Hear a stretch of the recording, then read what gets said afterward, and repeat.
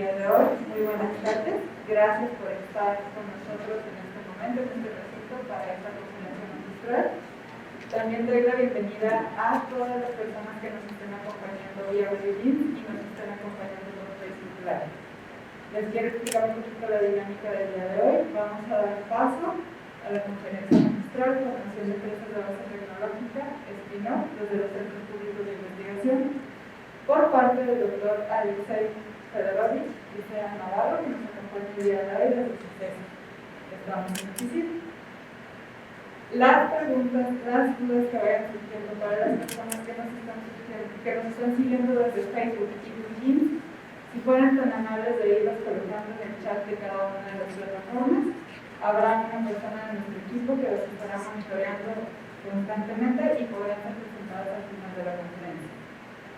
Sin más por mi parte, doy la bienvenida al doctor Antonio Luis Salazar Oliva, director general de DICIT, que nos dará unas pequeñas palabras de bienvenida.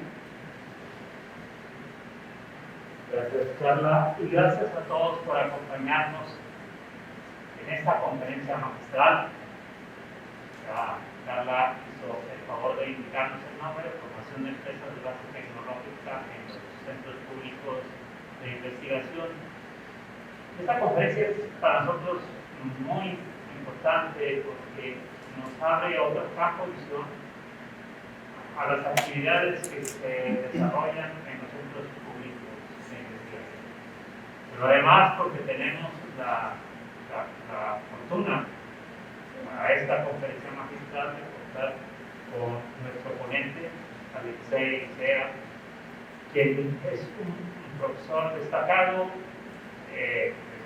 Bueno, ya la doctora Lina nos dará su semblanza, pero es sobre todo un investigador que ha estado trabajando arduamente en aspectos aplicados de la ciencia y del conocimiento científico. Por eso agradecemos mucho a Alexei que haya aceptado esta conferencia magistral, pero sobre todo que haya aceptado venir desde nada hasta acá para que pudiéramos tener esta reunión con él, este intercambio de opiniones, que no se limitará exclusivamente a esta conferencia magistral, sino que se han tenido la amabilidad de comentar ampliamente sus experiencias con nuestro departamento de vinculación, y más tarde sostendrá pláticas por nuestros investigadores y estudiantes que nos poseen. Esta conferencia magistral no quiero pasarlo por alto, fue realizada desde hace ya tiempo por el doctor Marcial Bonilla Marina, a quien agradecemos todos sus esfuerzos, y obviamente también con el departamento de vinculación, Carla y Alejandro, que también nos apoyaron. Entonces, bienvenido. A continuación, la doctora Lina Diego, actual secretaria académica de DICIT, leerá la semblanza de nuestro ponente del día de hoy. Muchas gracias. Gracias, Carla. Bienvenidos todas y todos a esta conferencia. Me permito leer la trayectoria que ya nos adelantó el director general, que es muy amplia, nuestro invitado, el doctor Alexei Sea. Obtuvo su doctorado en biotecnología en 1997 por la Universidad Nacional Autónoma de México. Actualmente forma parte de la planta académica del Departamento de Innovación Biomédica de la División de Biología Experimental y Aplicada. Es investigador titular E y nivel 3 del Sistema Nacional de Investigadores. Ha publicado 92 artículos en revistas con arbitraje internacional y sus trabajos han sido citados pues casi 3.000 veces por otros autores. El doctor Licea se ha dedicado a publicar en temas relacionados con su línea de investigación, que es el desarrollo e innovación de nuevos medicamentos y sistemas de diagnóstico. La producción científica del doctor Licea es sin duda destacada. Además, su contribución a innovaciones tecnológicas de frontera han tenido un gran aporte para resolver problemas reales de la sociedad. Siendo ejemplos de estos, sus trabajos de investigación han estado enfocados en el estudio de las propiedades de organismos marinos, como los anticuerpos de tiburón y las toxinas de de los caracoles cono, con el objetivo de encontrar opciones de tratamiento para enfermedades como diabetes, tuberculosis, cáncer de colon, mama, próstata, pulmón y nuevos analgésicos de alta potencia, así como nuevas estrategias de diagnóstico de enfermedades infecciosas para emplearse en zonas marginadas que no cuentan con equipo en espacios adecuados. Cabe hacer mención que desde el año 2002 la mayor parte del financiamiento de los proyectos de investigación del doctor Licea proviene del sector empresarial, lo que demuestra la importancia de su investigación y el interés que las empresas tienen por apoyar el trabajo que está desarrollando en aspectos relacionados con la salud y refuerza la visión innovadora del doctor Licea, fomentando la inversión en el sector privado y en ciencia y tecnología. En la formación de recursos humanos ha dirigido 13 tesis de licenciatura, 45 de maestría y 17 de doctorado. Ha logrado consolidar dentro del CICESE una estructura de vinculación con el sector empresarial, especialmente con la industria farmacéutica en México, Estados Unidos y España. A partir de su experiencia se ha conformado un grupo de transferencia de tecnología en el área biomédica que podría ser un ejemplo para los demás conocidos y bueno, es parte también del interés que es aquí. En términos de generación de propiedad intelectual, cuenta con 10 patentes aceptadas y 4 solicitudes de patentes en trámite de los productos obtenidos de sus investigaciones. Otro ejemplo de la visión innovativa del Dr. Licea es la generación de la primera empresa spin-off del CICESE y primera que se genera de un centro conocido.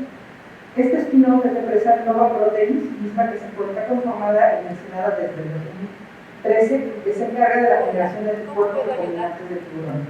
Actualmente ha generado 2 empresas adicionales de base tecnológica con desarrollos de investigación en CICESE.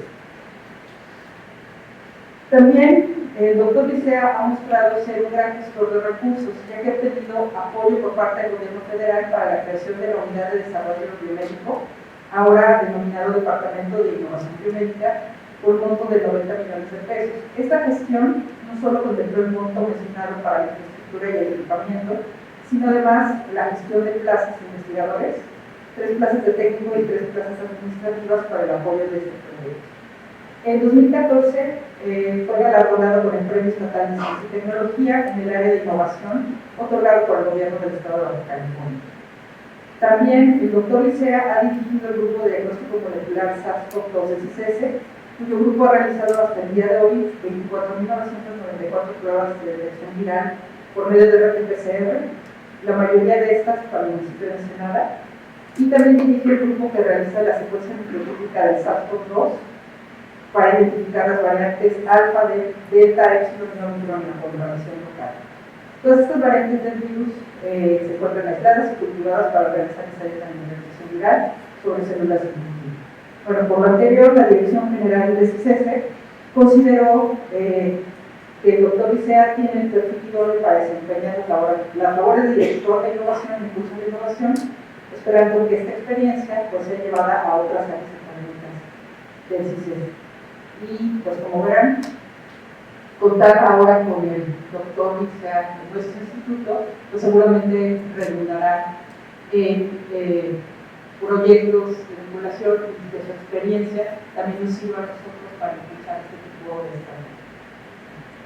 Bueno, voy a hablar de la experiencia que se tiene en CICESE en la creación de empresas de alta tecnológica, analizando un poco analizando un poco la normatividad, los lineamientos que nos rigen a todos los centros CONACYT. Pues bueno, todo esto parte de la modificación de la Ley de Ciencia y Tecnología en el 2009, en la cual invitaba a los centros CONACYT a vincularse, tener estas unidades de investigación, consorcios, alianzas estratégicas y sobre todo a conformar nuevas empresas privadas de base tecnológica. A partir de ahí surge esta idea, esta autorización de la ley para que se puedan conformar las empresas emanadas de los centros públicos de investigación. Evidentemente, el primer cuestionamiento que se realizó fue el conflicto de intereses. ¿Cómo se iba a abordar esta cuestión de conflicto de intereses? Entonces, bueno, en esta ocasión la ley de responsabilidades administrativas de los servidores públicos, que al final todos los investigadores y los técnicos que trabajamos en un centro público, pues somos servidores públicos, y entonces nos rige. En el artículo 2 de esa ley, a la letra decía, son sujetos de esta ley los servidores públicos federales mencionados en el párrafo primero del artículo 108 constitucional y todas aquellas personas que manejen o apliquen recursos públicos federales. Entonces, bueno, nosotros como trabajadores del CPI somos, pero los investigadores de las universidades no son servidores públicos, pero con este último párrafo, todas aquellas personas que manejen o apliquen recursos públicos federales, entonces también se encajonaban como si fuesen servidores públicos, porque la investigación tradicionalmente en México se hacía por medio de fondos de CONACYT. Y si yo utilizaba fondos de CONACYT, que son recursos públicos, entonces se me aplica este supuesto. Y entonces, aún trabajando yo en una universidad, podía caer en conflicto de intereses si generaba una empresa, por mucho que la universidad fuera autónoma. Posteriormente se adicionó un párrafo donde decía que quien va a determinar si hay conflicto de intereses o no hay conflicto de intereses es el órgano interno de control. Pero esto, evidentemente, aplica exclusivamente a los CPIs. Las universidades no tienen este órgano interno de control para determinar si estaban cayendo en conflicto de intereses o no. Cuando se percatan de esto, sobre todo en la UNAM, CINVESTAB y Politécnico, empiezan a hacer las gestiones para que también a ellos se les incluya y se quede determinado la posibilidad de excepción de conflicto de intereses. Y entonces aquí de pronto se vuelve un problema, incluso los CPIs, porque dependía del criterio del OIC para determinar si un caso específico caía o no caía en conflicto de intereses. Y de pronto se volvió subjetivo. Una misma situación, un contralor en CICESE podría determinar que había conflicto de intereses y la misma situación, el contralor del IPICIT podría decir que no había conflicto de intereses, porque al final era interpretable, ¿sí? Era subjetivo. Y entonces se trató de eliminar esto y en 2015, en diciembre de 2015, se quita lo del conflicto de intereses, la propuesta final que elimina el conflicto de intereses para aquellos científicos que desean transferir y comercializar los productos de sus investigaciones y que incluyó a todas las instituciones de investigación públicas en México. Quitó el papel decisivo al órgano interno de control y ya se incluyeron todas las universidades y todos los tecnológicos, etc. ¿Okay? Entonces, a partir de ese momento se determina que si alguien tiene un desarrollo tecnológico y quiere formar una empresa y la institución va a licenciar esa tecnología, no cae en conflicto de intereses. Claro, hay que llenar ciertos formularios, estatutos, llenar oficios, ¿sí? Para dejar claro la situación, y ahorita vamos a ver un poco más ejemplos de esto. Pero sin embargo, los cambios de paradigma no se dan por decreto. Con el simple hecho de que yo diga, ya puedes hacer una empresa, no tienes conflicto de intereses, pues no por eso hubo un desplegado masivo de investigadores que hicieron sus empresas. La opción está ahí, que es lo que platicaba hace un momento con una persona aquí del IPICIT. La opción está, ¿ok? Pero no necesariamente se toma. Normalmente lo que hacemos en los centros de investigación o en las universidades cuando hay un desarrollo tecnológico es protegerlo y licenciarlo a una empresa ya establecida. Pero bueno, está este otro camino. Puedes formar tu empresa, puedes, no nada, y esto no implica, y hay que dejarlo muy claro, esto no implica que si yo como investigador formo una empresa, renuncio a ser investigador. ¿Ok? Eso no son mutuamente excluyentes. Como comenté en CICESE, yo sigo siendo investigador, estoy en el SNI y hemos conformado 3 empresas. Y sigo en CICESE. ¿Ok? Entonces, no es mutuamente excluyente. ¿Y cuáles son los principales obstáculos para la PEI, la transferencia de tecnología, licenciamientos y para la innovación cuando se quiere generar este tipo de estrategias? Bueno, hay varios. Primero está como hay que ser cristiano, ¿no? Y entonces llega esta gran disyuntiva. ¿Qué hago como investigador? Me pongo, espero que nadie trabaje el ejemplo que voy a exponer. Yo como investigador de pronto digo, ¿qué voy a estudiar? ¿Qué voy a investigar? ¿Cómo se mueve la pata izquierda del camarón del Golfo? ¿Qué proteínas están involucradas? ¿O me pongo a buscar la cura contra el COVID? Evidentemente tendría mucho más impacto si encuentro la cura del COVID. El gran problema es que el buscar no me garantiza que voy a encontrar.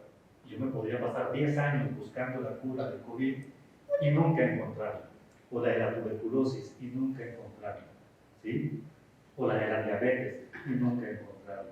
Pero si yo estudio las proteínas que le dan movilidad a la pata izquierda del camarón del Golfo de Baja California, del Mar de Cortés, voy a sacar un artículo, se los garantizo, porque voy a ver la relación estructura-función de estas proteínas y ya va a depender de qué tan bien venda yo la historia, pero lo publico porque lo publico.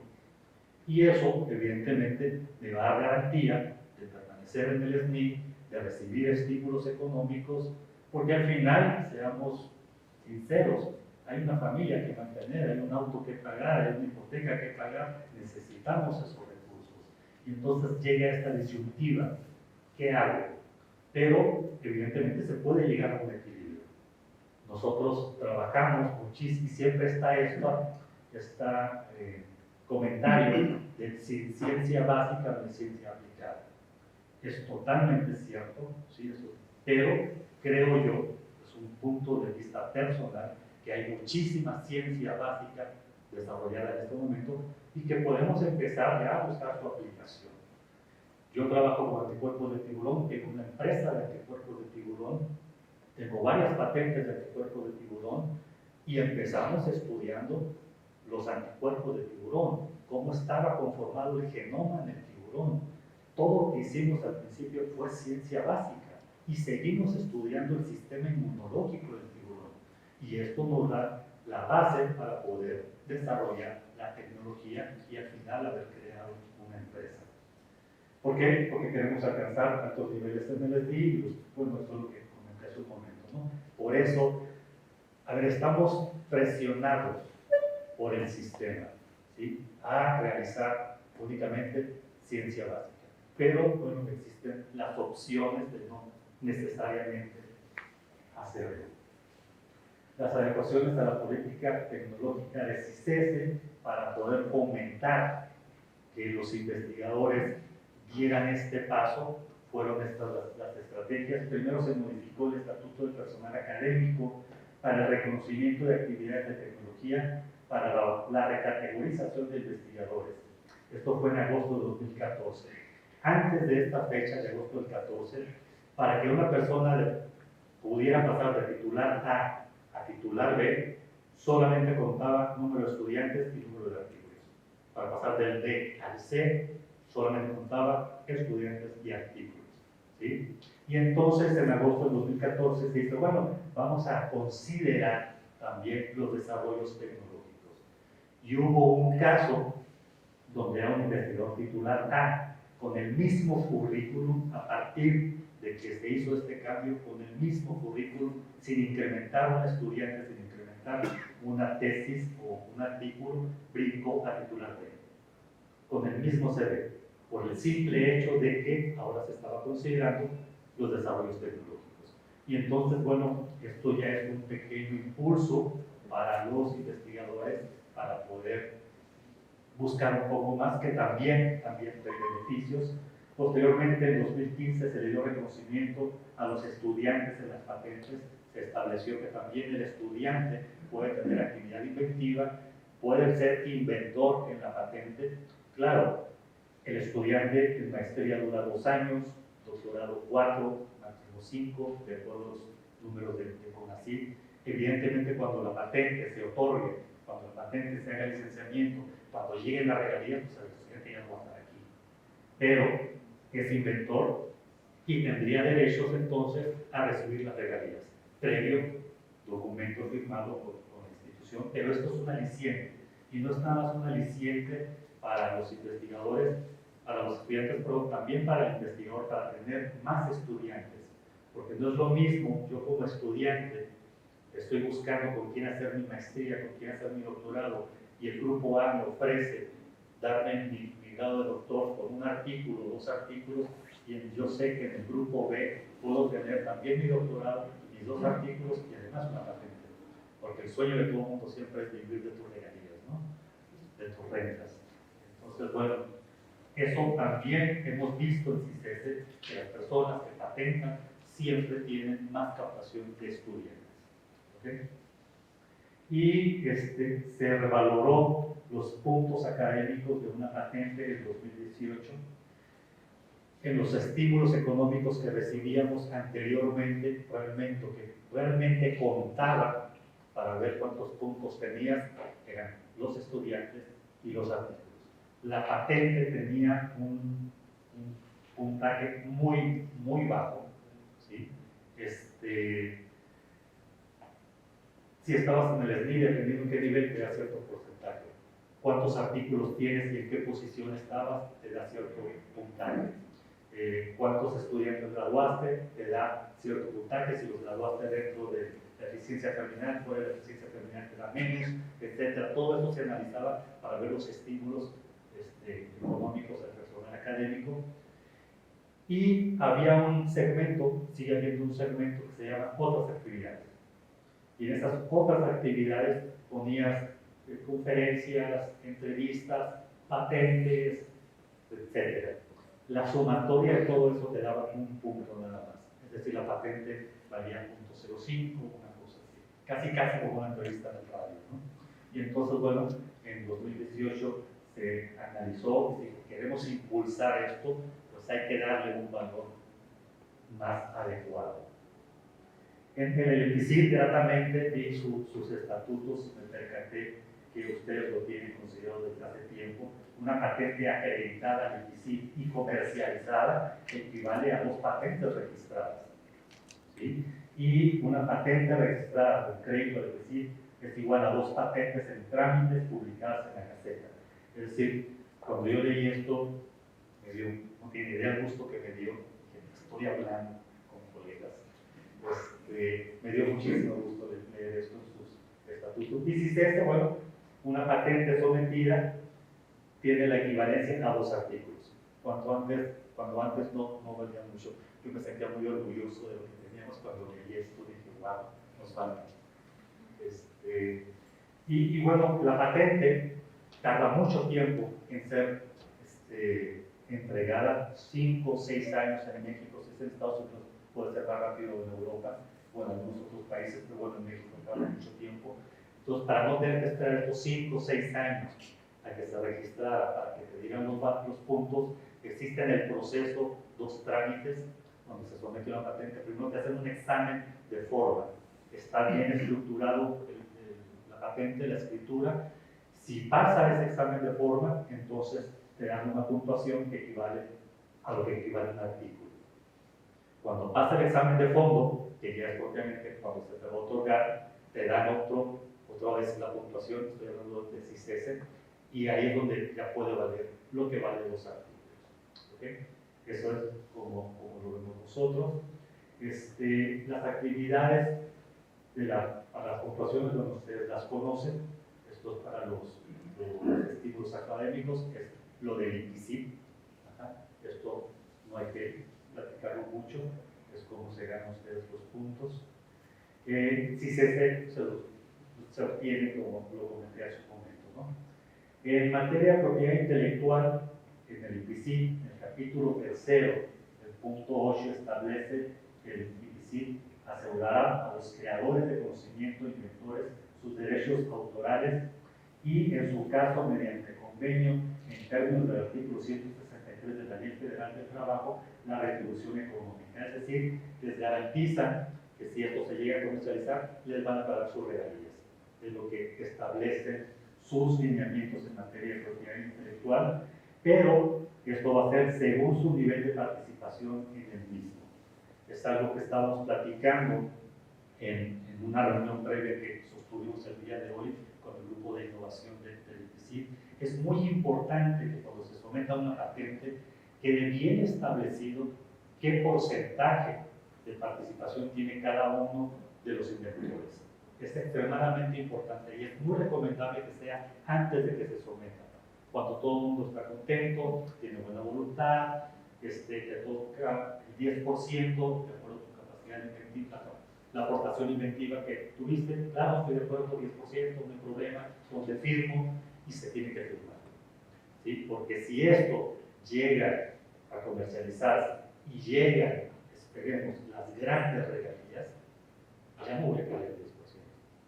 ¿Sí? Ya cuando hay dinero de por medio, sale el verdadero ogro ser humano que llevamos todo dentro. Entonces la recomendación es tenerlo muy claro y lo tienen ustedes establecido en sus lineamientos de propiedad intelectual. ¿Ok? Es difícil determinar quién tuvo actividad inventiva y quién no tuvo actividad inventiva. En principio, si nos vamos al concepto actividad inventiva, muy pocos la tienen. ¿Ok? No es como los coautores de un artículo. Yo participo en un ensayo de un experimento, yo analizo los resultados, yo participo en la discusión o en la escritura del artículo, yo estoy como coautor en el artículo. Eso queda claro, creo que no hay ninguna duda. Pero si yo hago exactamente lo mismo, si yo hay un grupo que me dice, ayúdame porque tú tienes la metodología para analizar este compuesto, y yo tomo la muestra, la analizo, concluyo, le doy el resultado, participé para ser inventor de la patente, di actividad inventiva. Yo creo que no, pero entonces hay que ser fríos a la hora de determinar esto. No mucho, pero normalmente, y no siempre es así, pero es normalmente, el estudiante está dirigido, ¿sí? Y hace lo que el director le está indicando que haga.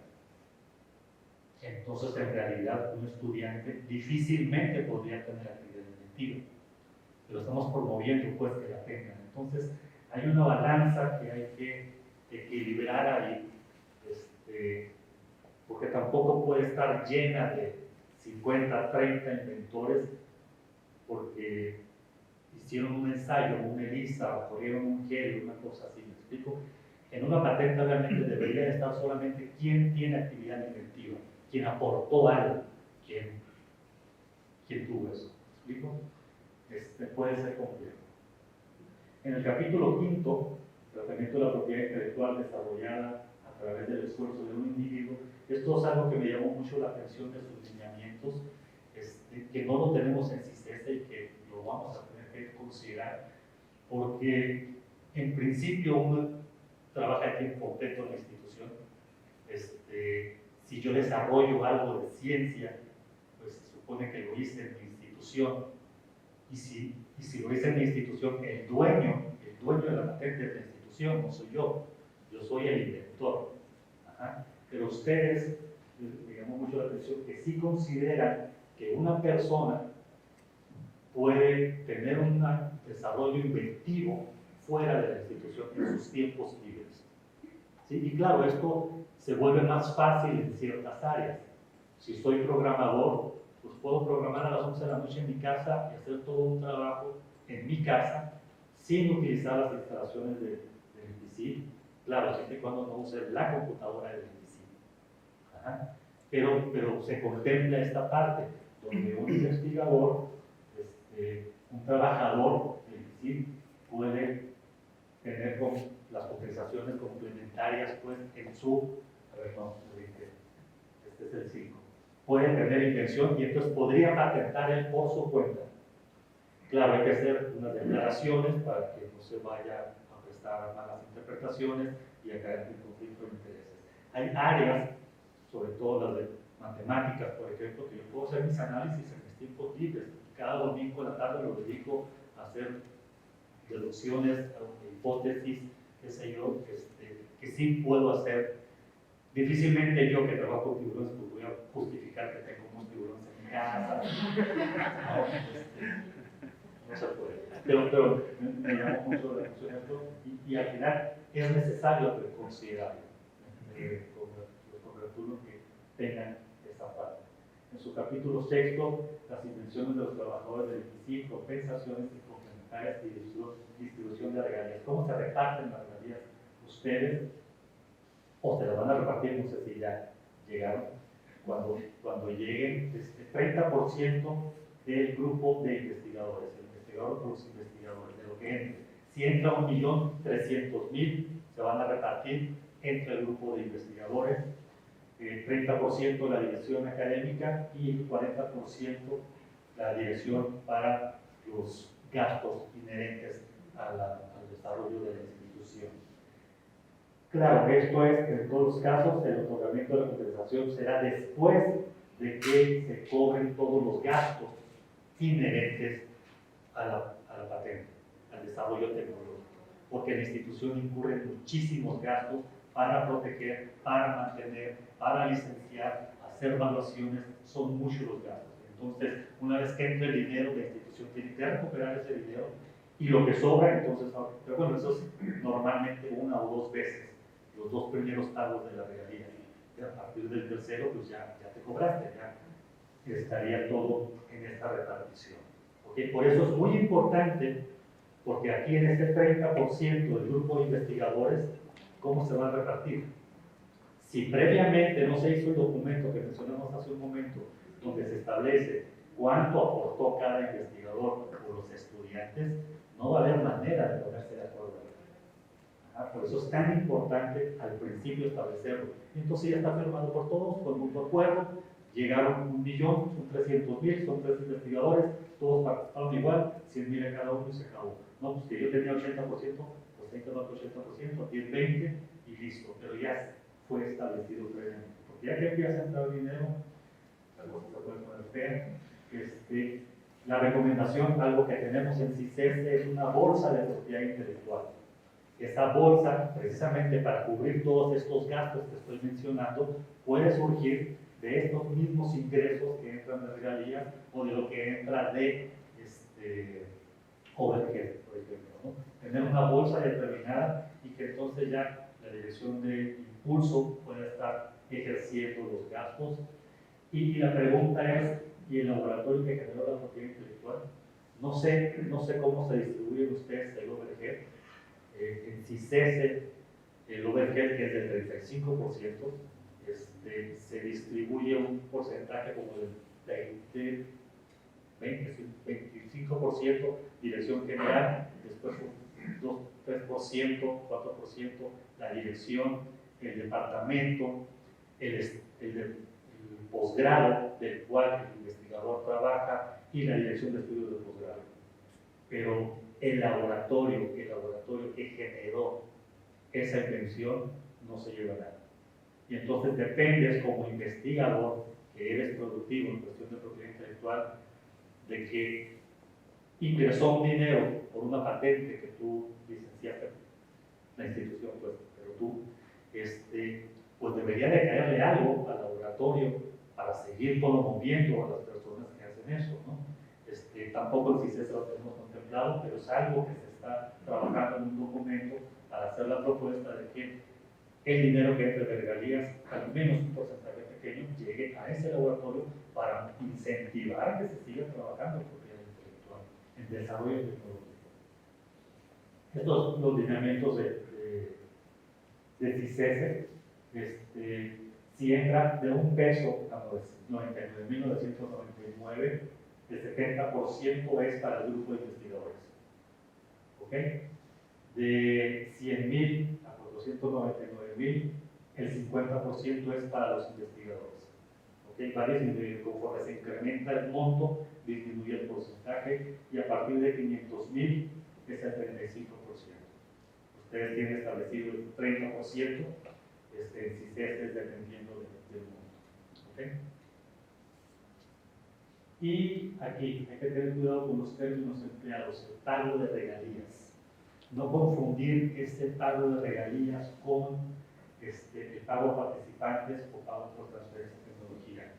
Cuando un investigador hace un servicio, ¿sí? O un proyecto, por ejemplo, para Pemex, que son los que pagan una muy buena cantidad de dinero,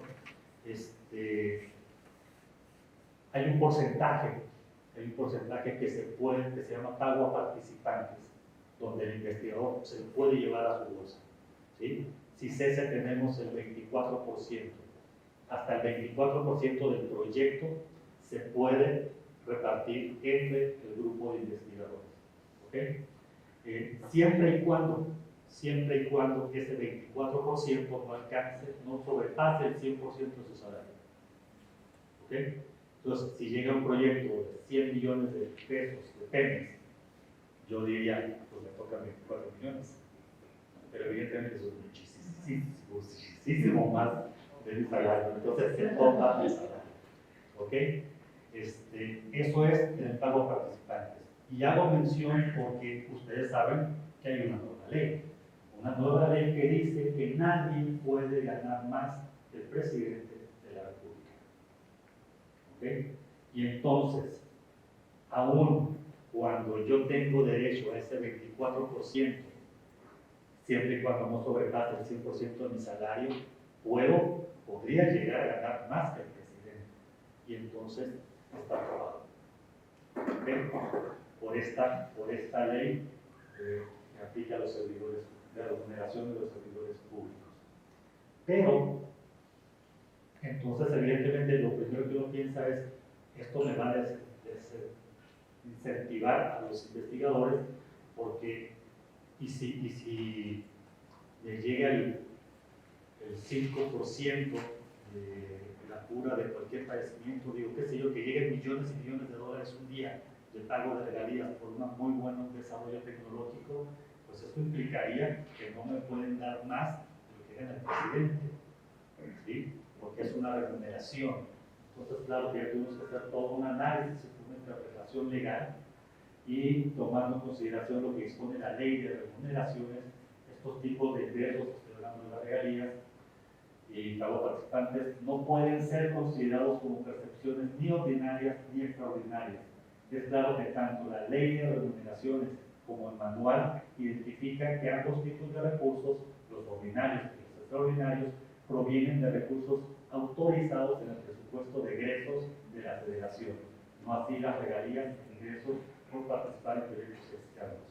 ¿Qué quiero decir con esto? Bueno, ¿qué quiso decir el abogado que nos lo interpretó? Porque las regalías siempre se consideran ingresos extraordinarios, y los ingresos extraordinarios sí están considerados en el tope de lo que gana el presidente.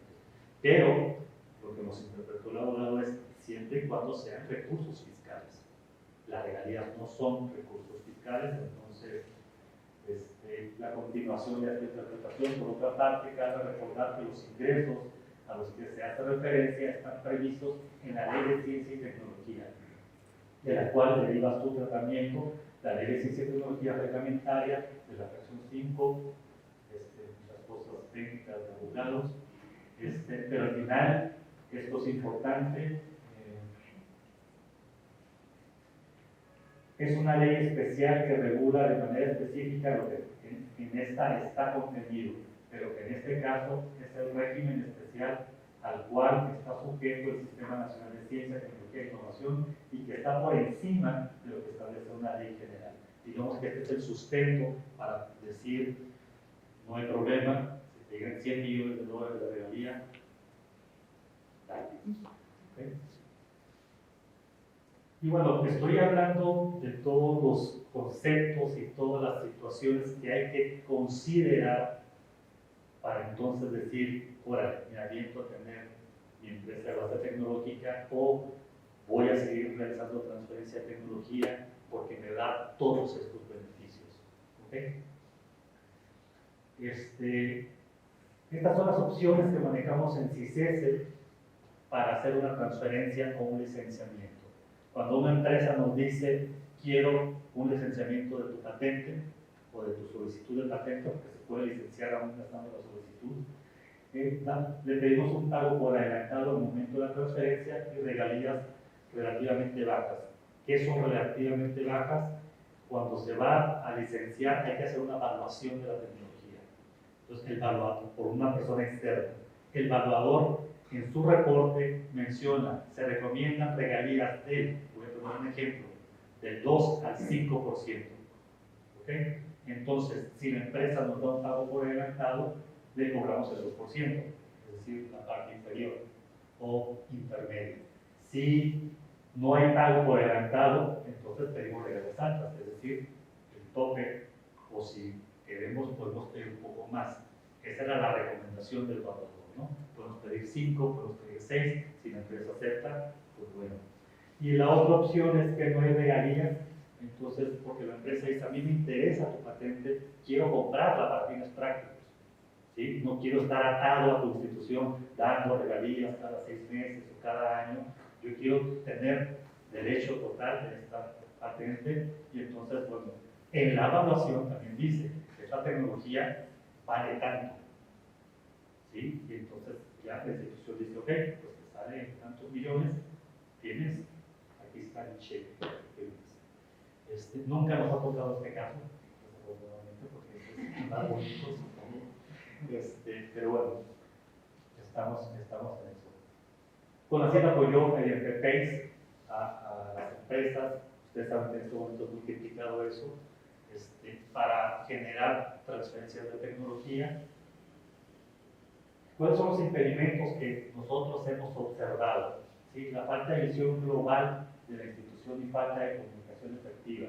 Puede ser que el grupo de propiedad intelectual tenga la mejor de las intenciones, pero si no hay una comunicación fluida con los investigadores, no va a haber manera de que el investigador esté motivado a transferir, a proteger la propiedad intelectual. Entonces, la comunicación tiene que ser muy buena entre los dos. No sé si en el IPCIT, pero en CICESE, en cuanto llega una tesis, porque alguien se acaba de titular, de obtener el grado, la tesis se sube inmediatamente a la red. ¿Okay? No sé si esto ocurre aquí, pero nosotros sí. Y entonces en una ocasión tuvimos un pequeño problemita, porque una empresa nos pagó un desarrollo tecnológico, apoyó pues para el desarrollo tecnológico, se le iba a hacer el licenciamiento, evidentemente se firmaron todas las cartas de confidencialidad, que era parte de una tesis, se obtuvo el grado, se manda la tesis junto con un documento firmado por el director general, donde decía al personal, instruía al personal de la biblioteca, esta tesis no se cubre. Era una hoja. ¿Quién lee una hoja? ¿No? Entonces la encargada agarró la tesis y en ese momento subió la tesis. ¿Okay? Nadie se dio cuenta. Y la hoja se extrañó. Ni siquiera se firmó la tesis. Pero sé que existió porque yo vi cuando el director la firmó. Porque yo estuve con él y le dije, es importantísimo que esto no se publique. La tesis se subió. Y entonces, al tiempo, se somete la patente. Comunidad Europea, Estados Unidos, México. ¿Y qué sucedió? Bueno, primero se fue a Comunidad Europea, a España, porque estaba escrita en español, y ellos hacen una búsqueda. Hicieron su búsqueda y lo primero que salió en la búsqueda era la tesis de 1000 estudiantes, con toda la información, todo el protocolo, todas las secuencias públicas. ¿Sí? Y en todo lo que hicieron de patentes de España, dijo, ¿qué te pasa? ¿Cómo quieres proteger algo que es público? Entonces, Comunidad Europea no te permite un día de publicación previo a someter la patente. Estados Unidos y México te dan un año. Tú puedes publicar y tienes todo un año para patentar. Teníamos 9 meses en ese momento. Bien, perdimos Europa. Perdimos porque me siento parte del grupo. La empresa perdió Europa. ¿Ok? Perdió Europa. Entonces, cuando nos esperamos, pues ardió CICESE, ¿sí? Me decía el director, imagínate que nos demanden por lo que dejen de ganar en Europa, porque se nos ocurrió subir la tesis. Fue un error nuestro institucional, ¿sí? Porque alguien no leyó un documento y se salió Europa. Y entonces estuvimos complicados, tensos, nerviosos. Afortunadamente nos pusimos a desarrollar, a trabajar día y noche, para sacar otra molécula similar. Entonces a los 3 meses ya teníamos otra molécula sustituta de la anterior y se pudo someter esta otra molécula, pero el trago fue muy amargo. No hablar el mismo idioma entre las personas de propiedad intelectual y la academia. Y en CICESE tenemos este problema, que tenemos 4 divisiones académicas: física aplicada, biología experimental y aplicada, oceanología y ciencias de la tierra. Entonces es muy difícil que una persona en propiedad intelectual entienda los mecanismos moleculares de recombinación del DNA para ver en el área biológica, para ver si eso se puede patentar, y también entienda todas las cuestiones de óptica que llevan los lazos de física aplicada, como para saber que eso se puede patentar, y también entienda los mecanismos del oleaje para poder transferir esa energía en energía eléctrica, y también entienda las cuestiones de ciencias de la Tierra. Es imposible que alguien haga eso, ¿sí? Entonces, ese es un problema que ustedes tienen 5 divisiones. Yo creo que sé que nosotros estamos en el infierno, que tenemos 4, los de la eran 7, ¿no? Entonces hay que resolver eso con gestores, personas especializadas en cada una de las áreas, que pueda ser el interlocutor, el traductor.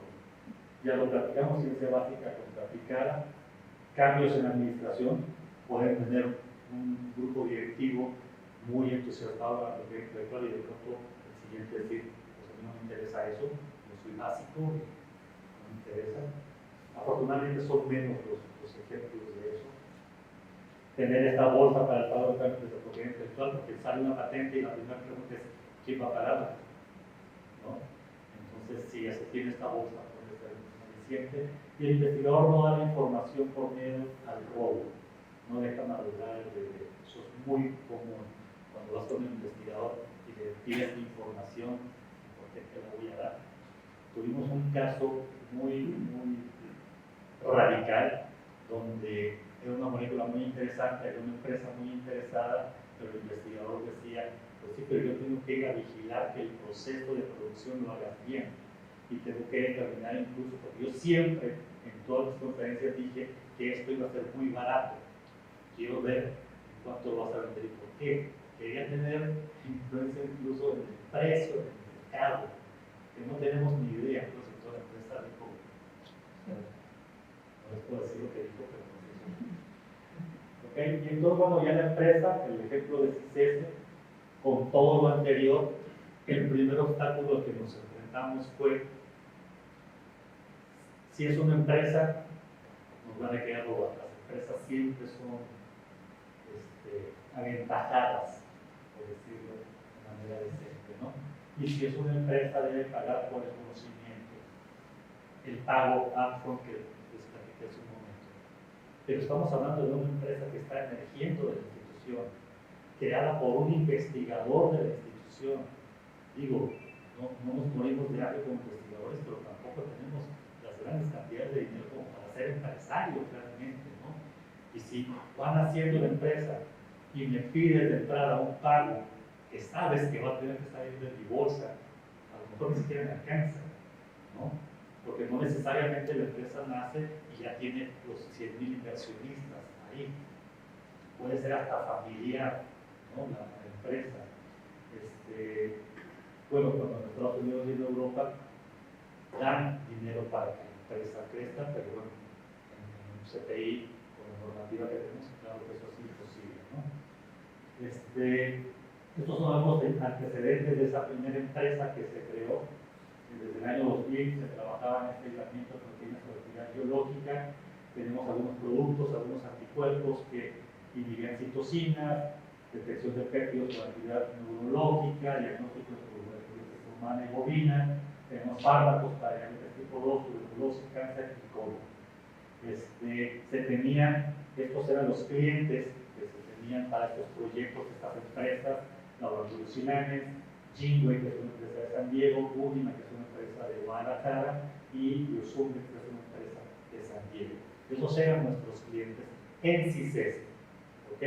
Pero varias de estas empresas nos decían, trabajo muy bien con la institución, agradable trabajar con CICES, pero bueno, la institución responde en tiempos institucionales, que no son los tiempos de una empresa. ¿Por qué no generan una empresa ustedes? Y entonces va a ser mejor, y además a ustedes a punto, porque generaron empresas y transferencia, y pues bueno, vamos a considerarlo, y bueno, lo hicimos, se creó con la creación de la unidad de desarrollo biomédico, estos son el antecedente de los anticuerpos de tiburón con los que se creó. Se trabajaba en esta línea desde el año 2000, en el área académica se tenían 14 artículos en ese tiempo cuando se creó. ¿Sí? 14 eran de anticuerpos, 39 de otra cosa, 6 maestros en ciencia, 4 doctorados y se tenían 7 patentes como paquete tecnológico. ¿Sí? Estos eran los clientes de CICESE en el área de anticuerpos. 2 de ellos pedían que se generara la empresa, y entonces esto es muy importante, porque la empresa nació con clientes. ¿Sí? Eso es muy importante. No tuvimos que salir a buscarlos, porque evidentemente los nuevos desarrollos ahora los iba a hacer la empresa, no los iba a seguir haciendo CICESE. Y ahí, mucho cuidado porque se puede caer en el conflicto de intereses. Si yo tengo toda esta plataforma de anticuerpos de tiburón y genero una empresa de anticuerpos de tiburón, no puedo seguir trabajando desarrollos tecnológicos de anticuerpos de tiburón en CICESE, ¿no? Porque puede llegar otra empresa y decirme, esto que me desarrolle es esto, y yo decir, híjole, pero se me terminó un reactivo. Pero mira, ¿quién hay una empresa muy buena? La recomiendo. Claro que hay conflicto de intereses. ¿Sí? Entonces, para evitar eso, se tiene que evitar seguir trabajando en la academia dentro de lo posible. La parte de desarrollo tecnológico no implica que no puedo seguir haciendo investigación con los anticuerpos de tiburón. Sí puedo, y sí la sigo haciendo en ciencia básica. Sigo estudiando el sistema inmunológico, sigo viendo la interacción proteína-proteína del sistema inmunológico. ¿Me explico? Pero ya no desarrollos tecnológicos, porque entonces sí cae en conflicto de intereses, y es algo que hay que cuidar. Estos eran los productos que se habían licenciado. Bueno, este es el logo de la empresa, como pueden ver, es un tiburón al cual le extraemos esto que está aquí, que es el DNA, ¿sí? Y lo ponemos en una cajita Petri, y allá dentro hay una bacteria recombinante que expresa las proteínas del tiburón. Y claro, ¿no? La persona que lo diseñó no tenía ni idea de biología, ¿no? Y cuando lo dije, el paquete tecnológico que se licenció la empresa una vez constituida fue la biblioteca de los anticuerpos, una biblioteca sintética y un anticuerpo ya específico para el cáncer de mascotas. Ese era el paquete tecnológico del cual se hizo licenciado. Claro que teníamos que tener un análisis, no puedo nada más porque me lo están pidiendo salir, voy a hacer mi empresa, quién es mi competencia, quién más trabaja en esto. Entonces tuvo que hacer todo el análisis del mercado que como investigadores no tenemos ni idea. ¿Sí? ¿Quién es tu competencia? Pues nadie. No, nadie. Y bueno, sí había, estos eran algunas empresas que también podemos ver salieron de instituciones académicas. La Universidad de Aberdeen creó el Apogee, Cecilo, que es de Australia, creó Adalta, en fin, hay una gran cantidad de empresas que trabajan con anticuerpos de tiburón. Y entonces de pronto dices, ¿vale la pena? ¿No vale la pena? ¿Tengo una ventaja competitiva contra todos ellos? Si la tengo, adelante. Si no, pues hay que reconsiderarlo. Y las ventajas de las bibliotecas de nosotros son precisamente que podemos inmunizar los tiburones y aislar el RNA tanto de sangre como del vaso. Esto es lo importante, esta es nuestra ventaja competitiva contra todas las demás empresas que están en el primer mundo y que tienen una legislación muy estricta, ¿sí? Ellos, para conseguir un tiburón, tienen que ir a un acuario, pedir permiso, inmunizar el tiburón con todos los claro, los también los cuidamos, pues, pero nuestra legislación es diferente. Ellos pueden tener en estanques fuera de mi laboratorio, bien acondicionados, por supuesto, pero ellos no pueden hacer eso. Ellos sacan sangre y de la sangre tienen que hacer todo el trabajo. La legislación en México me permite, bajo protocolos, poder sacrificar el tiburón. Y entonces, si yo sacrifico el tiburón y obtengo un fragmento del vaso, me va a dar una biblioteca inmunológica descomunal comparada con la que yo puedo crear de sangre.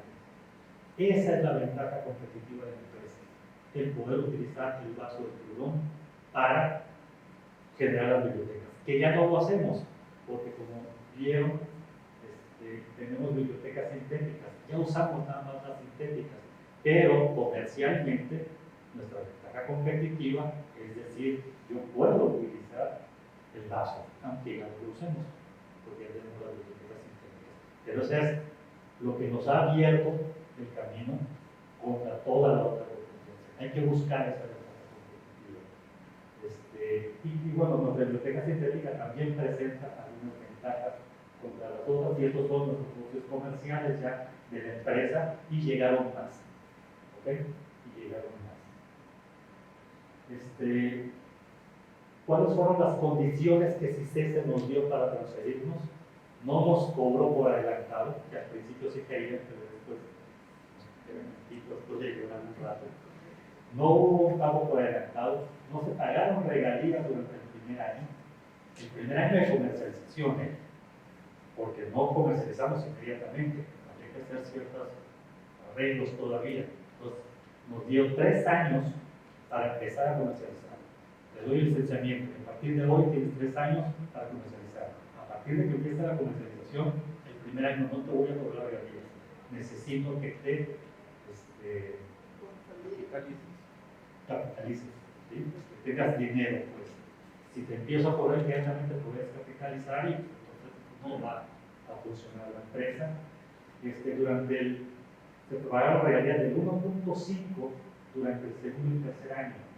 La recomendación del evaluador fueron regalías del 4%. ¿Sí? Sin embargo, con la intención de apoyar a la empresa, se dijo, los 2 primeros años que sí me vas a pagar el 1.5%. ¿Okay? Y si todos ahí, claro, después regalías del 4% los siguientes 18 años. ¿Okay? Es decir, el primer año que no me cobraron, me lo están cobrando al final, lo cual es muy bueno también para CICESE, porque el primer año mis ventas iban a ser muy pocas. En 18 años tenemos que tener unas muy buenas ventas esperadas, pues, pero la regalía va a ser muchísimo más. Y existe esta opción, tiene que estar esta opción. Si de pronto la empresa empieza a ser exitosa y llega otra transnacional o cualquier otra empresa grande y te compra, entonces, ¿qué va a pasar con la tecnología? Porque no necesariamente la otra empresa va a querer tener una relación con CICESE de pago de regalías. Y además la otra, evidentemente, es muchísimo más grande, las ventas van a ser mucho más grandes también. Y entonces a la empresa que compra no necesariamente le conviene. Por eso hay que poner esta cláusula que dice que si otra empresa lo compra, si la Novaproteins, que es la empresa que nosotros teníamos, tiene que pagar en ese momento lo que costó la tecnología. Entonces, si yo vendo mi empresa, en el precio tengo que considerar el costo de la tecnología, porque en ese momento se la tengo que pagar a CICESE. Y ahí es donde también, evidentemente, le conviene a CICESE. La tecnología está evaluada en 65 millones en ese momento que se hizo el licenciamiento. Evidentemente, si ya pasó el tiempo, vale más. Hay que hacer una evaluación en ese día, ¿ok? Porque a lo mejor ya vale 180 millones. Y esos 180 millones yo tengo que pagárselos a CICESE si alguien me compra. Y yo voy a vender mi empresa considerando ese monto, ¿ok? Y entonces todo el mundo gana y todo el mundo es feliz. Dudas internas, ¿cuánto tiempo le va de la administración? Hay un investigador que quiere hacer una empresa de base tecnológica. La primera pregunta es, ¿y vas a desarrollar tu investigación? ¿Cuánto tiempo le vas a dedicar? ¿Sí? No hay que olvidar que es el accionista, él es accionista. Un accionista normalmente no se dedica todo el tiempo, ¿sí? A lo mejor al principio sí le tienes que dedicar más tiempo mientras te haces de recursos, puedes contratar un gerente general que al final es el que va a hacer toda la chamba, que tiene que estar 24 horas ahí. Tú como accionista simplemente tendrás una reunión mensual con tus demás accionistas, que normalmente es tu familia, y o con el grupo de inversionistas, ¿no? Cada mes, cada 2 meses, no sé, dependiendo de cómo estén constituidos, realmente no quita tiempo para el trabajador. Otra gran pregunta, siempre que hay dinero involucrado, salen las grandes preguntas. Yo te hice un licenciamiento, tú estás vendiendo ya en la empresa le tiene que pagar regalías a CICES, ¿ok? Y la pregunta fue, ¿a ti como investigador te tienen que pagar regalías? Mi respuesta inmediata fue, claro, porque soy investigador y estamos en estatutos. Y no, porque tú ya estás ganando de afuera. ¿Sí? Entonces digo, y era el director general. Entonces, hay que, evidentemente, hay que estar, ¿cómo se dice? Asesorados legalmente. Y el director también, pues, porque no puede hacer eso, pero la idea existe. ¿Me explico? Que al final es como el SNI. ¿Por qué me hace estímulos a mi productividad dentro del ICIT o del CICES si yo ya tengo un SNI? Con los mismos productos, ¿no? Son estudiantes, son artículos, son desarrollos tecnológicos. El SNI me da un dinero por eso. Por esos mismos artículos yo recibo un estímulo económico en la institución. De lo mismo, ¿por qué me vas a negar mi regalía cuando me marcas los documentos? Y lo que mencionábamos, cuando se declare la no existencia de conflicto de intereses, ¿cómo se evitará la clara existencia de conflicto de intereses? El ejemplo que puse de los tiburones. Mi acuerdo con la institución fue, y por escrito, evidentemente, no voy a trabajar desarrollos tecnológicos de los tiburones en CICES. Ciencia básica, no hay problema. ¿Okay? Pues entonces sí, es el conflicto de intereses. Bueno, creo que es todo.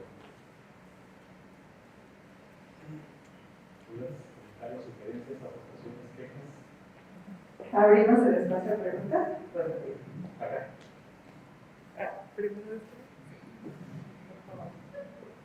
Doctor, buenas tardes. Me surgió una duda ahorita con el caso que nos platicó sobre cómo sigue siendo el desarrollo del spin-off en términos de innovación, pues ya que una empresa pues, tiene que seguir siendo innovadora para poder mantenerse vigente en el mercado. ¿Cómo resulta eso si ya no puede hacer desarrollos tecnológicos pues, dentro de la institución? ¿Cómo sería eso? Pero sí puedo hacerlo dentro de la empresa. Ok. En el acuerdo de licenciamiento se establece que la empresa puede desarrollar investigación, que no está conformada por académicos, pues, ¿sí?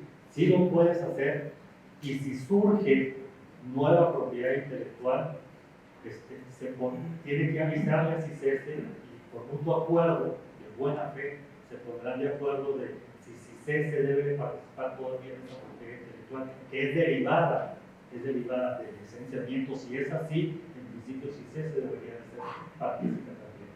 ¿Okay? Si haces otra línea de investigación en la empresa de otro producto que vas a vender que no tiene nada que ver con la licenciación de la institución, no hay problema. Puedes patentar directamente a la empresa.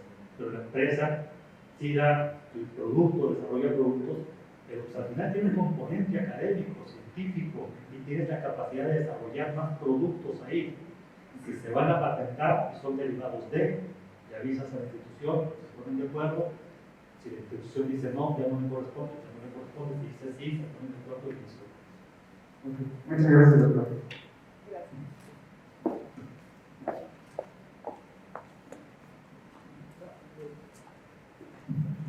Gracias por tu plática, Alexei. Mira, aquí hay que decir con respecto a lo de las tesis, me parece que podemos reservar hasta por un periodo de 5 años. Y esto por dos motivos. Uno, porque puede haber un desarrollo tecnológico, o en su defecto, porque hay datos no publicados que nos interesa publicar en alguna revista. En este caso, cuando hay desarrollo tecnológico, lo que tú nos recomiendas es ¿no mejor reservarlo por tiempo indefinido o qué sería? Esa es una pregunta. Y la otra, ¿de dónde sacaste el dinero para fundar la empresa afuera del CICESE? ¿Cómo lo hiciste? Porque esa parte no nos la platicaste. O no lo entendí. Sí, no lo comenté, pero luego te lo preguntas. Mira, 5 años en principio se me hace mucho. ¿Sí? 5 años es mucho. ¿Por qué? Porque tú la estás protegiendo porque tienes dos intenciones. O escribir un artículo que todavía no está escrito, o escribir una patente. Por eso pides que se proteja la tesis y que no se publique. Si en 3 años no has escrito el artículo, si en 3 años no has sometido la patente, pues ya no lo vas a hacer, probablemente, ¿no? Pero bueno, tienes un rango de 2 años más. Si en 5 años realmente no ha sucedido ninguno de los dos supuestos, pues ya que sale a la luz pública, ¿no? Eso por la parte de las tesis. Por la otra parte, bueno, tuve la fortuna, ¿sí? Y eso sí fue suerte, de que una persona que visitaba constantemente CICESE, en alguna ocasión se enteró de este proyecto, él es comerciante allí en Ensenada, y habló un día conmigo y me dijo, si un día te animas a tomar una empresa, yo quiero ser parte de, yo pongo el dinero, tú pon la parte intelectual, yo pongo el dinero.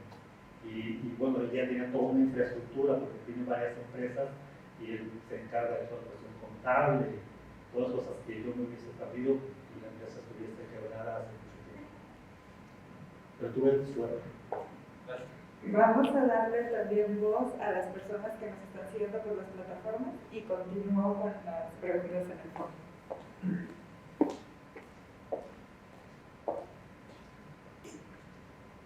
Pregunta doctora Alejandra Las Peñas. ¿Tiene CICESE patentes licenciadas? ¿Cuál es la fuente de sus recursos propios? Tenemos hasta el diciembre del año pasado 13 patentes licenciadas, que de ellos tenía la diapositiva y la que eso no tiene sentido, es decir, pero bueno, aparentemente sí, 13. ¿Y cuál es la fuente de Recursos propios. De recursos propios? Bueno, como platiqué, o cuando yo, la doctora hizo una semblanza muy larga, en mi caso, yo trabajé desde el 2002 con empresas, y entonces yo desarrollo el proyecto, ¿sí? Mi fuente de financiamiento no es CONACYT, mi fuente de financiamiento es una empresa. Yo le digo a la empresa, mira, yo te puedo desarrollar esto, y yo hago investigación que le sirve a la empresa y la empresa la paga, ¿okay? Y este es mi fuente de financiamiento externo, ¿okay? Y muchos otros investigadores hacen proyectos de investigación con empresas o con Pemex, se trabaja mucho con Pemex, con la Comisión Federal, y el ingreso de esos recursos se les cobra un overhead, también al de las empresas, evidentemente. Y con esos recursos de overhead, se pueden obtener financiamiento para todas las situaciones. Hoy día, CICESE no podría funcionar sin el dinero que se genera por el overhead. Mi pregunta del doctor Vladimir Escobar. ¿Cuál es la metodología que utiliza para evaluar, tasar la tecnología a transferir? Eso no lo hacemos nosotros, es importante mencionarlo. La primera vez que se hizo un licenciamiento, hace rato platicaba en el grupo de innovación de aquí de IPC, esa anécdota. En 2007 hicimos el primer licenciamiento, ¿no? Y entonces, estando yo con el director general, me preguntó, ¿cuánto vamos a cobrar? Yo no tengo ni idea. Digo, pues tú dime, tú eres el director general, ¿no? Y me dijo, ¿qué te parece si le decimos 10 millones evaluaciones y vemos qué cara ponen. ¿No? Ya si vemos que se asustan, le bajamos de la broma. Si no, chin, no es cierto, realmente, digo, afortunadamente la directora administrativa nos dijo, no, espérense, ¿qué están haciendo? Se tiene que hacer una evaluación. Entonces, y además tiene que ser por un externo a la institución, para no caer en conflicto de intereses, porque la empresa te va a decir, a ver, lo evalúa alguien de adentro, pues le puede quitar un poco de seriedad o credibilidad, aunque se haga un trabajo muy fino, ¿no? Entonces, contratamos a un externo que haga la evaluación, que no tenga nada que ver con su ICESE, esa persona, y él utiliza varias metodologías, no me las sé de memoria, sé que una es de costos, otra es del tamaño del mercado, analiza 3 o 4 metodologías y al final hace una recomendación. Bajo el análisis anterior de todas estas metodologías, recomiendo que se haga el licenciamiento cobrando este porcentaje de regalías. El valor de la tecnología en el mercado es de tanto, esos 65 millones que mencioné, los determinó él. Y si se va a hacer un pago por adelantado, recomiendo tanto. Que al final son recomendaciones, porque ya se pueden negociar con la empresa. Pero no lo hacemos internamente, aun cuando se tenga el personal capacitado para hacerlo. Lo adecuado, lo ético es no hacerlo adentro, para darle más certidumbre a la empresa. Fue un tercero que no tiene nada que ver contigo ni contigo. Y él tiene todo su derecho como empresa de hacer otra evaluación.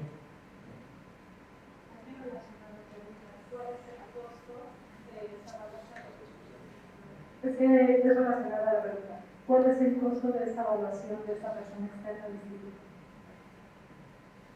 Pues bueno, en principio no sé si puedo dar esas informaciones. El promedio son como 120,000 pesos por evaluación.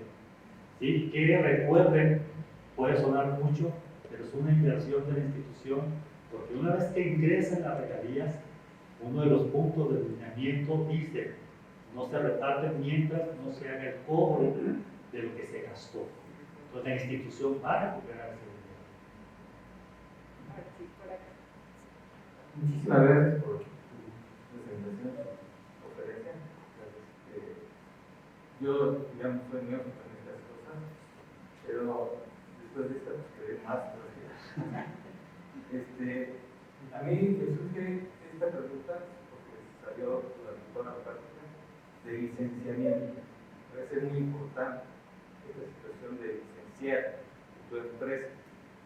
Y otra cosa es otra pregunta es de si puede haber algo híbrido, es decir, a comercializar, digamos, un producto de CPI sin que exista necesariamente un licenciamiento o algo así. Es decir, que el mismo centro genere el producto y lo venda. En principio sí, lo permite la ley. Se puede hacer, nada más ahí hay que tener cuidado. Sí hay que tener cuidado porque entonces se puede desvirtuar el objetivo de la institución. Porque si depende cuál sea el producto en realidad y cuál sea el servicio. Si es la producción de una molécula, una proteína, por ejemplo, para cualquier tratamiento, eso lo vuelve muy complejo. Entonces tendría que tener en la institución primero una planta piloto de producción, ¿sí? Y después todo el mecanismo para hacer la purificación y el envasamiento. Y después tengo que tener la red de distribución. Se vuelve realmente una pequeña empresa dentro de la institución. Yo no sé si en la dirección se cuenta con los recursos no económicos, administrativos, para llevar, aparte de la administración del centro, tener la administración de una pequeña empresa. ¿Verdad? Depende del producto, a lo mejor es algo muy, muy sencillo, donde no se requiere todo eso que estoy diciendo, porque, por ejemplo, la empresa que nosotros creamos, no producimos nada, nosotros vendemos información, ¿sí? Nunca vamos a tener un frasquito con agua ahí adentro. Alguien me dice, necesito un anticuerpo que me reconozca esta molécula. Empezamos a aislarlo, a caracterizarlo, y lo que yo le doy a esa persona o a esa otra empresa es la secuencia de DNA. Digo, con esta secuencia puedes sintetizar, tiene anticuerpo que te va a reconocer y nosotros nos producción de nada. Entonces depende de cuál es el producto, pero lo que se puede hacer sin pasárselo a alguien más, se puede hacer sin mayor problema, siempre y cuando esté dentro de los objetivos institucionales. Y algo que no comenté, se me pasó cuando estaba hablando de las modificaciones de la ley de ciencia, cuando se genera una empresa, la institución puede ser accionista también.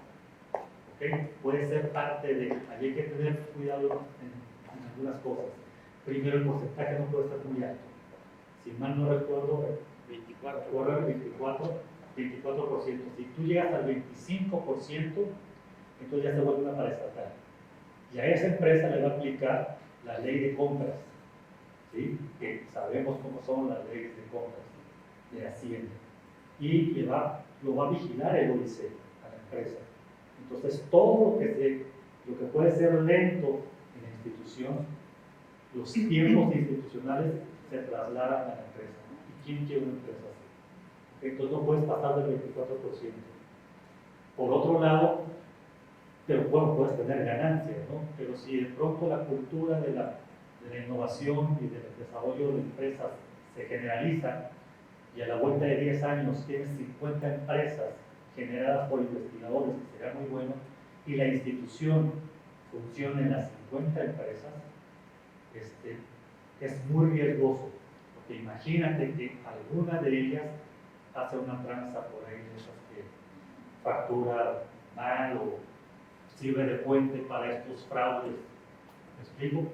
La institución es parte de los accionistas. El riesgo es altísimo. Mi recomendación personal sería que la institución nunca forme parte del riesgo de un gasto.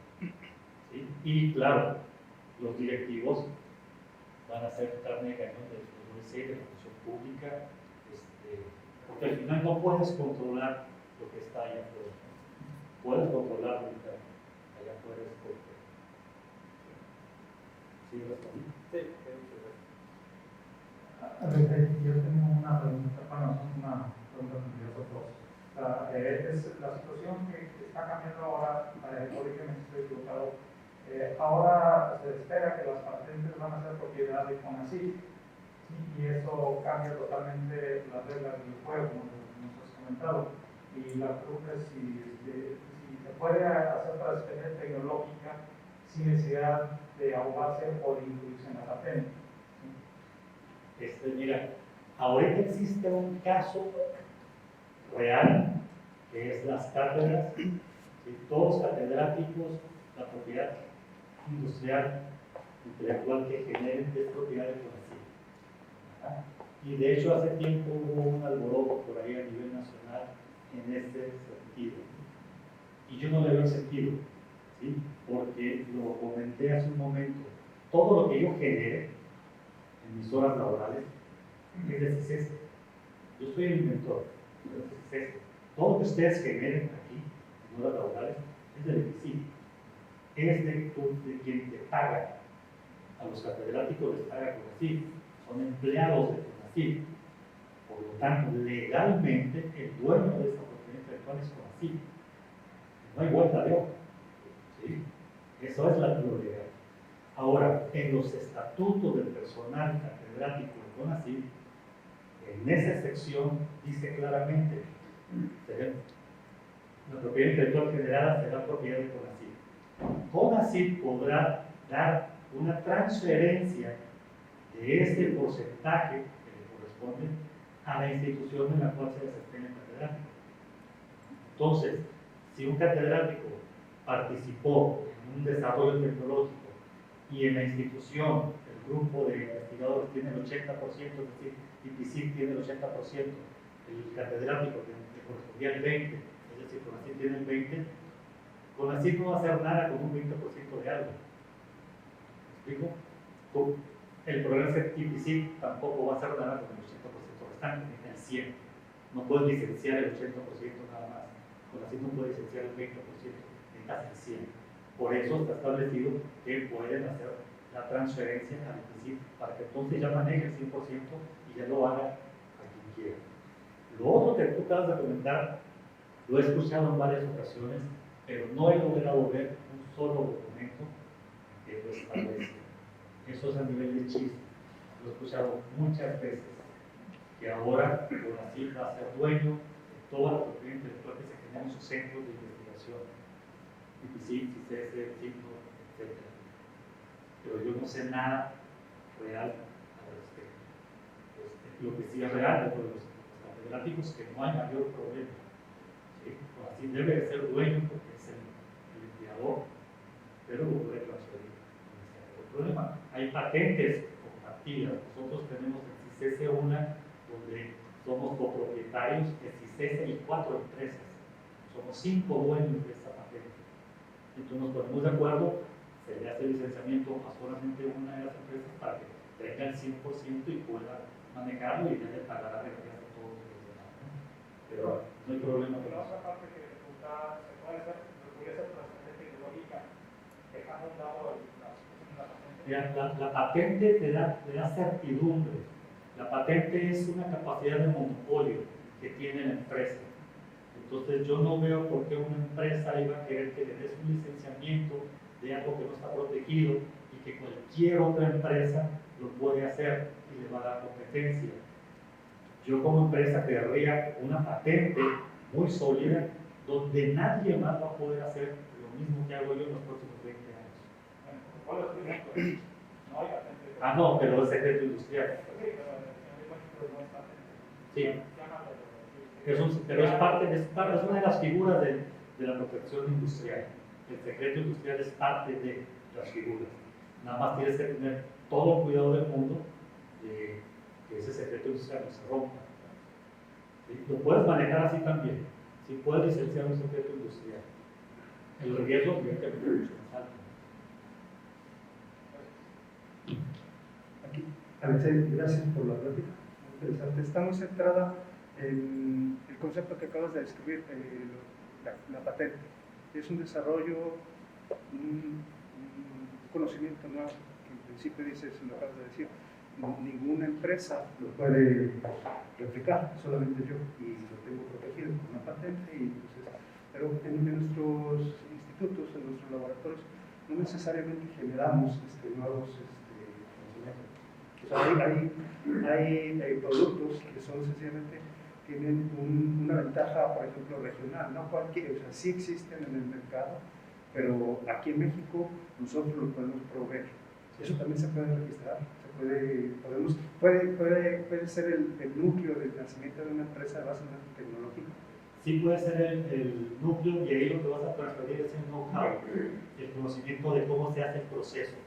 No lo puedes proteger con patente porque si ya está en otros lugares, pues ya no es novedoso. Tiene que ser novedoso para ser patentable. Pero sí puede crear una... Pero puedes crear la empresa, claro, sí. Puedes crear la empresa y lo que vas a licenciar es todo el proceso de obtención o de servicio, que es el know-how. Y eso lo estipulas, lo escribes y dices, te estoy transfiriendo esto a una empresa que es muy local, sin mayor problema. La pregunta es, ¿en qué consiste la evaluación tecnológica? Ahorita mencionabas que, bueno, aquí fue un externo que lo evaluó y considero que había 65 millones. ¿En qué? ¿En infraestructura física? O tú también mencionaste, en mi empresa no hay un frasco donde tenga un contenido adentro, sino es simplemente conocimiento, información, y eso es lo que ven. Y entonces, ¿qué es lo que vale de 65 millones? El conocimiento, el know-how, Exacto. Todo eso vale 65. Valía. Ahorita creo que debe valer mucho más. Se hace la evaluación de los intangibles y los tangibles. ¿Cuánto vale? Al final, sí, ahorita hay que decir cuánto vale tu empresa. Bueno, primero ves cuánto cuesta el edificio, las computadoras, son los tangibles. Y lo intangible es el conocimiento per se. Entonces, todo eso tiene un valor y va a depender de cuál es el mercado allá afuera. No es lo mismo tener una molécula para curar estas enfermedades raras, por ejemplo, contra picadura de alacrán en Estados Unidos. ¿Sí? En Estados Unidos solamente algunos estados del sur tienen alacranes. Los del norte no tienen, porque son climas más fríos, tienen que ser climas más calientes. Entonces, si tú metes un anticuerpo que te neutraliza la picadura del alacrán, en Estados Unidos el mercado es muy pequeño, le llaman drogas huérfanas. Y entonces, allá el valor de tu tecnología va a ser muy poco. Sin embargo, en México, donde la incidencia de picaduras de alacrán, la cantidad de especies de alacrán que hay es muy alta, el valor va a ser mucho más alto acá. ¿Me explico? Es subjetivo, es un análisis que hace el evaluador y dice, tu tecnología vale probablemente 5 millones de pesos en Estados Unidos, pero en México tu tecnología vale 100 millones de pesos. Bueno, nada más continuando con esa pregunta, entonces el evaluador externo llega y dice, a ver, ¿en dónde se realizó este dispositivo, este desarrollo tecnológico? Dice, bueno, fue este laboratorio. ¿Evalúan el laboratorio toda la infraestructura que fue para replicarlo después en el exterior? La evaluación está en el tamaño del mercado, si existe algún producto similar al tuyo, en cuánto se vende, el mercado es de tantos millones de personas y se calcula que a lo mejor tú vas a tener el 10% de ese mercado. Con base en ese tipo de criterios es que se hace la evaluación de la tecnología. Está evaluando la tecnología, está evaluando algo intangible, pues. Preguntan en Blue Jeans, la doctora Irene Casano. ¿Hay algún cambio respecto al conflicto de intereses con la nueva propuesta de ley de ciencia y tecnología? No la conozco a fondo. Sé que, a ver, lo que pasa es que leí la primera propuesta, que después dijeron que no era una propuesta. Ha habido como 2 o 3. Esta última en especial no la he leído, no la conozco, entonces no podría. De hecho, también comenta el doctor Alejandro que en el anteproyecto de la ley de ciencia y tecnología dice esto de las facultades y comunidades. Y otra pregunta de Facebook, de Isabel Cermeño, dice, ¿cómo se divide el tiempo laboral entre la empresa creada y el instituto como investigador? Ok, yo sigo yendo todos los días en mi horario habitual como investigador a la institución y algunos fines de semana, solo algunos fines de semana, tenemos reuniones de la empresa para ver si hay que hacer algún nuevo producto o si alguna otra empresa nos contactó para desarrollar un producto, ver lo de las cotizaciones y esas cosas. Así lo distribuyo, solo los fines de semana se lo digo a la empresa porque soy parte accionista, pues yo no estoy en el día a día en la empresa, eso no me corresponde a mí y si lo hiciera, tengo por seguro que yo lo hubiera logrado. No es mi área, yo no soy negociante, desconozco eso, los míos de la academia, vi la oportunidad, estaba la necesidad, pues, bueno, vamos a explorar, ¿no? Pero mi conocimiento en el área mercantil es nulo totalmente. Hay que tener personas que saben de eso. Entonces, no me pago por eso. Contamos que nos dio una pregunta más en el foro.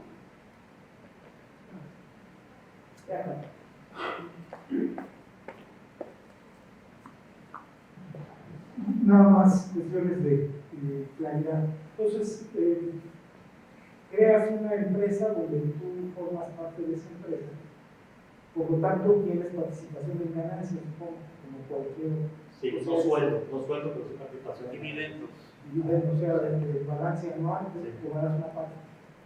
Adicionalmente, como dices, como SNI, si el CICESE recibe sus regalías, pues tú deberías tener una parte también, ¿no? Porque está tu trabajo. O sea, como parte del destino. Ahora, en esta empresa, tú decías que inicialmente tuvieron contactos con otras empresas, o sea, antes de que fueran la empresa de base tecnológica. ¿Cuál es la relación actual? O sea, ¿ustedes han crecido, han evolucionado? ¿Siguen haciendo trabajos para ellos o ya están compitiendo con ellos? O sea, ¿cuál es su relación con esa empresa?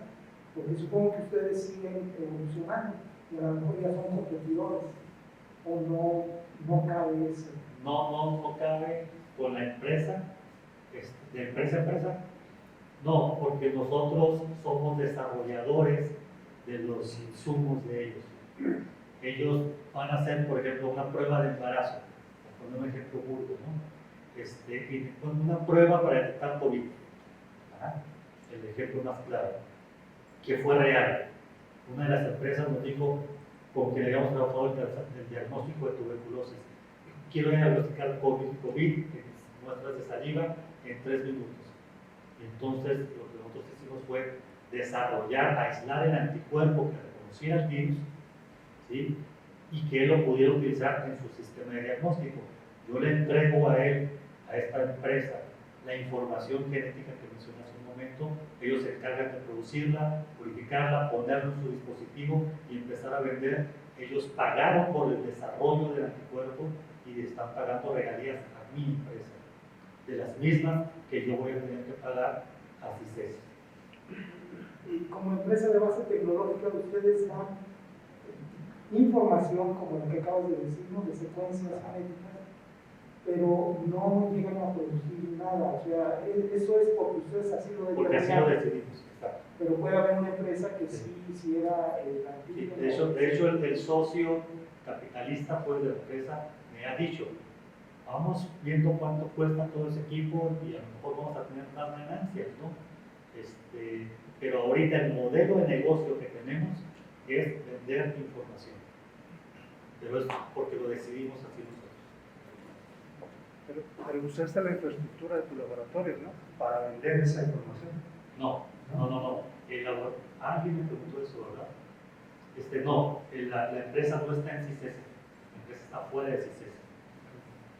Uso la información que me licenció CICES, el know-how, pero no se utiliza en la infraestructura de CICES. Sí es común que cuando se genera una empresa se incube en la misma institución, porque es donde está todo el equipo, precisamente, ¿sí? No vas a salir a comprar termocicladores, campañas, porque no estás capitalizado, ¿no? Entonces se puede hacer una red con la institución de una incubación 3, 5 años, mientras te capitalizas bien y ya puedes generar tu empresa fuera. Lo más común es que nazca en la misma institución, es lo más común. Mi ejemplo, donde me puede salir de manera inmediata, es la cosa más rara. Una pregunta para Campos Lugins. Pregunta el doctor Alejandro Las Peñas. ¿Cómo le ha hecho CICES con la desaparición de los fideicomisos? Hemos sufrido mucho. mucho. Pues bueno, supongo que con todos los demás centros públicos, incluyendo al ICI, pidiendo en cartera de inversión. El problema más grande que hemos tenido ha sido la compra de equipos. No hay manera, incluso con los autogenerados, no puedes comprar equipos, tienes que pedir la autorización a la CIC, que autoriza la tiene Hacienda. Ha sido el dolor de cabeza que tenemos todos, ¿no? Cuando anteriormente querías hacer fideicomiso, podías hacer la transferencia, el movimiento y comprar el equipo que requerías, ¿no? Sobreviviendo ahí. Muy bien. Me permito darle las gracias al doctor. Muchísimas gracias por habernos acompañado el día de hoy. Y el doctor Antonio Salazar y la doctora Lima le otorgarán su constancia